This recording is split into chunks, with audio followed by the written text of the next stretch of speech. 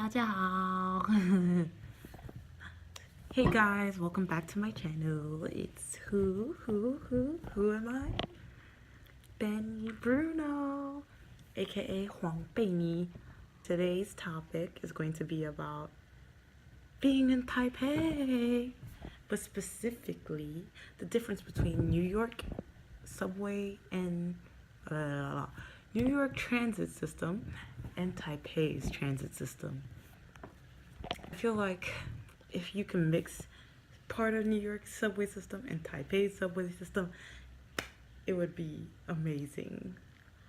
That would be heaven.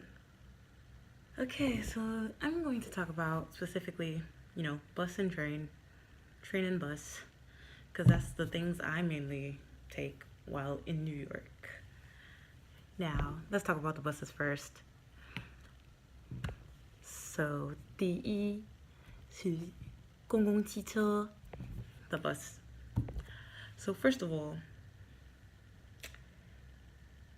if you're in Taipei and you're standing at the bus stop, don't think a bus is going to just come to you or stop where you want it to if you don't do what you're supposed to do. In Taipei, buses don't stop just because there's people at the bus stop. They stop if you ask them to stop. So what you do, you raise your hand as the bus is coming. Make sure they see you, and then that's when they will stop. And if you don't do that, they will just pass you right. Like, they will just pass by and not feel wrong, because this is just the way of life. That's how they do it. In New York, if a bus driver sees people at the bus stop, we all know it's going to stop. I mean, there's times where it doesn't, but that's because they're sometimes blind. But for the most part, they do stop. But in this case, they don't in Taipei. And then on top of that, the bus system is bilingual. It's Chinese and English. So you will hear 科技大楼站, and then you will also hear technology building. So it's very convenient. And if you don't know any Chinese, at least you can get by, because Google Maps will tell you the stops in English, and then the bus will also tell you the stops in English. 非常好. Now, the subway system. So the subway system is like clean. Ugh. There's no master splinter in the subway and whatnot, which makes life so much easier. You don't have to expect to see a rat in the subway. And on top of that, living in New York, especially if you take the 6 train, it's always full, packed. And here, I've never seen the train as full as it is in New York, even though the population is pretty high here. As I said before, it's convenient, it's fast. I never had to wait more than 5 minutes for a train here. Unlike in New York, you probably have to wait at least 10 minutes at times, especially if it's not rush hour anymore.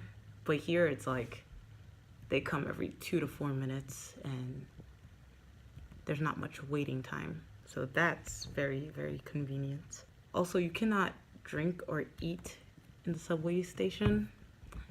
So they do have recycle and trash bins within the subway station before you enter to go take the train.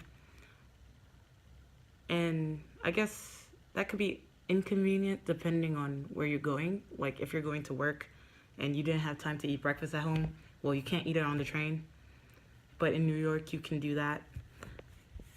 Because in New York, we have trash cans in the subway, but everyone decides to put their trash in the tracks or on the floor.